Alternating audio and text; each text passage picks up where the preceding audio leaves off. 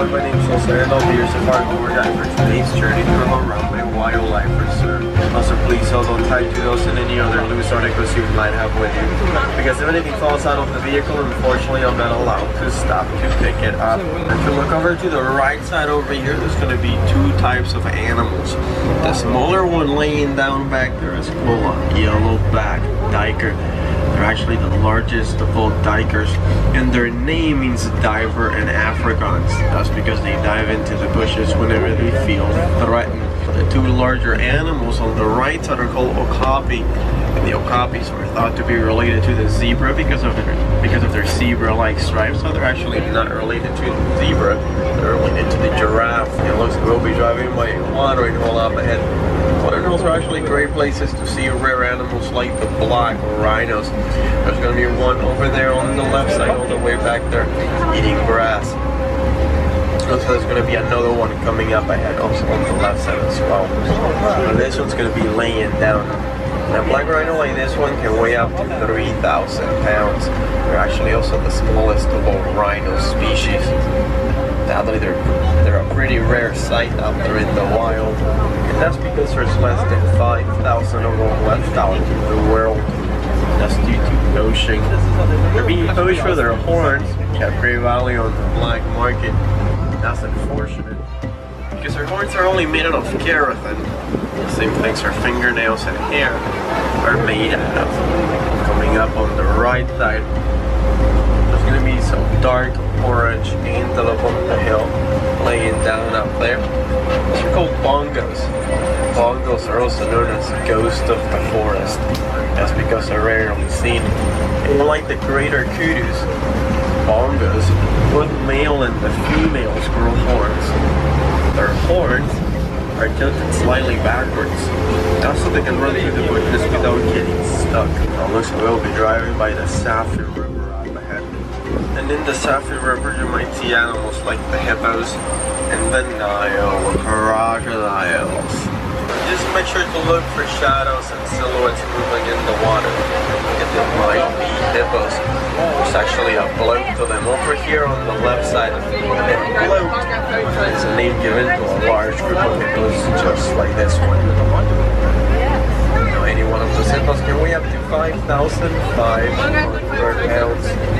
They're also pretty good swimmers, but they'd rather walk along the river bottom and hold their breath underwater for up to 8 minutes. The white birds on the island are called pink-back pelicans. They're the smallest of all pelicans, and they get their name from their pink color. They usually get on their backs and their bellies around mating season. On the left side, you can see some Nile crocodiles. And Nile crocodiles are the largest of all crocodiles here in Africa. They average about 16 feet in length, about 500 pounds in weight. They can also live to be about 40 years. As we're getting closer to the African savanna, some of Africa's most famous animals like the giraffe, the elephants, and the lions. And not an animal. If you look over to the right side over here, you can see a baobab tree. And the baobab trees go most of the year without leaves on their branches, just like that one back there, making the branches look like roots. That's where the baobab tree gets one of its nicknames from. That's the nickname of upside down tree. As we go down this hill, over on the left side, you can see my personal favorite view of the African savanna. Look really closely at it. The distance, you can spot out some animals like the springbok, the Patterson's eland, and even some giraffe way out in the distance. There's something moving over here on the left side. It looks like there's something laying down back there. It looks like painted dogs. Painted dogs are also known as African wild dogs. The packs are led by an alpha male and an alpha female. They're also the most successful hunters here in Africa. They're even more successful than the big cats like the lion. We're going to be driving pretty close to the Nkoli cattle up ahead. They're actually also known as Egyptian longhorn cattle. And their horns look kind of heavy, but they're actually not heavy at all. Their horns are almost hollow on the inside. They form kind of like a honeycomb structure. That's because they pump blood through their horns to stay cool during the summertime. There's also going to be a termite mound over here on the left side. Termite mounds are made out of dirt, saliva, and dung. But because of the high temperatures here in Africa, they actually tend to get to be as part of cement. So animals like the elephant and the giraffe use them as scratching holes, and they get worn down like this one on the right side. If you see any trees that are knocked down, well, those were probably bulldozed by an elephant. They do that to eat off of a giraffe, eat the lower leaves of the trees. Animals like the antelope and the wildebeest know the grass, keep it looking like this. Speaking of antelope and wildebeest, so there's going to be some Patterson's eland over here on the left side. Patterson's eland are the largest of all antelopes here in Africa, standing up to 6 feet at the shoulder. Now this one's over here on the left side aren't fully grown yet. They grow to be much larger than this. There's actually a fully grown male one on the right side, all the way back there. That's a fully grown male Patterson's eland. They can weigh up to 2,000 pounds. There's also going to be a herd of wildebeest over here. Also some Maasai giraffe. And you can tell they're Maasai giraffe because of the rough edges on their spots. Maasai giraffe are about 6 feet tall when born, but they can grow to be about 20 feet tall when fully grown, making it the tallest animal in the world. They also only sleep for about 30 minutes of the day. They usually sleep standing up or sitting down, almost never laying down. That's because it takes them a while to stand up and they want to be on the lookout for predators. When a baby giraffe is born, they usually stand up and begin to walk and run in about an hour after birth. If you think that's fast, think again. Baby wildebeest can actually stand up and begin to walk and run in about 15 minutes after birth. Let's see if we can find these elephants. It looks like they might have walked over this bridge over here. So we're gonna go pulley over it, very slow. So it was a little damaged. And it doesn't sound too good back there. So let's get off of it as soon as possible.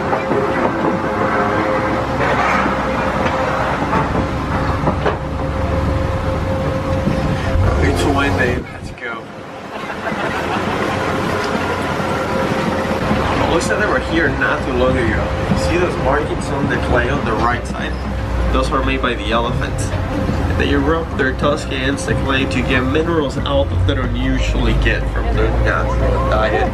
There's a few of them over there on the left side. They're a little hard to see from here. Oh yeah, there's going to be a few more out in the open. Should be seeing those a little better.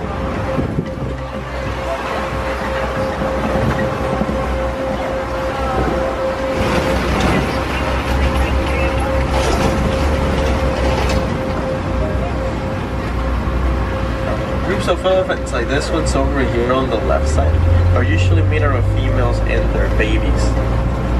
The oldest, largest female in the group is usually the leader. Male elephants will leave the herd as soon as they reach adulthood, which is at about 13 years of age. That's second actually to only human. And you might see some of them flapping their ears, and they do that to get blood pumping through them. By doing that, they can actually cool down by about 15 degrees. There's going to be a really good picture spot of a baby elephant back here. On the left side, you can also see a baobab tree. And this one you might notice is a few markings on its trunk. That's because the baobab tree stores water, and then elephants use their tusks to try and get that water out during the drought season. That's where the baobab tree gets its second nickname from. That's the nickname of Tree of Life. And on the left side, you can see a flamboyance of flamingos. Flamboyance is the name given to a large group of flamingos, just like this one. These are actually greater flamingos, which are the tallest of all flamingos, also the lightest shade of pink of all flamingos. When born, they're not actually pink, they're gray. Later on, they They get their pink coloring from eating shrimp. Now, these ones are white rhinos. You can tell by the shape of their lip. White rhinos are actually much larger than black rhinos. They average 4,000 to 5,000 pounds. So they're larger than black rhinos by about 2,000 pounds. They're also not white like their name suggests. They're actually gray. They get their white name from the Afrikaans word "white," which means wide and white. Because of a mistranslation, it was thought that it meant white, and they just stay that way. There's two cheetahs laying down right on top of on the other side of this hill over there. Now let's see if we can get a better angle from up ahead. These are the fastest animal in the world, reaching speeds of up to 70 miles per hour in just under 3 seconds. They can only maintain their speed for short stretches, but they actually also have really good eyesight, which combined with a really fast speed makes them really good hunters. Built for speed and power, animals like lions or even a panther can easily chase them off. And speaking of lions, it looks like a copy rock over here on the left side. The copy is the name given to a rock formation where lions usually hang around. So we might be seeing some lions around here. Looks like there's gonna be some zebras over here on the right side. Also some bounty dog and an ostrich all the way back there. Oh, there's actually a few of them. Oh, the bounty dog are gonna be the brownish antelope eating grass. They're actually the only known relative to the wildebeest. Sadly, they're considered to be extinct out in the wild due to habitat destruction. So you can usually only see them at reserves like ours. Pretty close to the truck over on the left side. We're going to be driving by a few max. They're going to be this white antelope. Also on the left side, over in the center, back there, right by that tree, you can see some warhawks laying down, kind of looking like rocks. Warhawks are in the same family as domesticated pigs. They're territorial animals and they tend to cover themselves in mud and protect their skin from insects. There's going to be some grand zebras coming up on the right side over here. And you can tell they're grand zebras because their stripes go all the way down to their belly. Grand zebras are black, white striped. Their stripes are just like human fingerprints. Two are never the same. They are usually pretty good at hiding, so make sure to be on the lookout.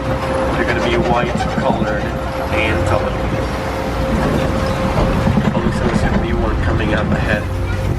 Be over on the left side, right on top of this hill over here. They can actually go up to 9 months without drinking water. That's because they don't sweat till their body hits about 115 degrees. And on the right side, these white birds laying down are called yellow-billed storks. Yellow-billed storks have a wingspan of 5 feet. They're also carnivorous birds. Feed on things like fish, small mice, and even other smaller birds. As we go through this gate, we get closer to the Harambe village, which is going to be our final stop. And before I truck along, I want to leave you with one last phrase. That's going to be Kwaherini, which means go well in Swahili. So Kwaherini friends, I hope you had a great time out there, and we hope to see y'all again, because all of our safaris are different. The animals do make sure of that.